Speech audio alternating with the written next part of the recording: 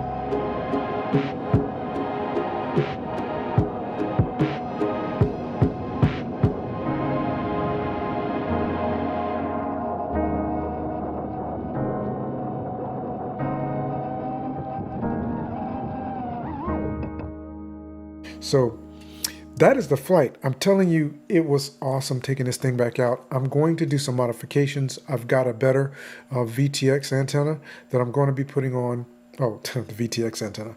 And I also have a tracer, a receiver that I'm going to be putting on this guy. And of course, I do also have a couple of other 3D printed parts that I'm gonna put on here. I plan on flying this thing during the winter. I will be working on putting this together. I actually do have a video on this Ordo 4K gimbal headset, FPV gimbal, and I'm going to be sharing with you how I did some cleanup and modifications to my GEP-RC Cinequeen, and I used this to record a good portion of that, so you can get an opportunity to see how this actually works, because believe it or not, it works pretty well. So I hope you enjoyed watching the flight. I know it was pretty short, but I do plan on if I can get a couple of warm days in, or at least stay warm, I plan on getting out and doing some more flying.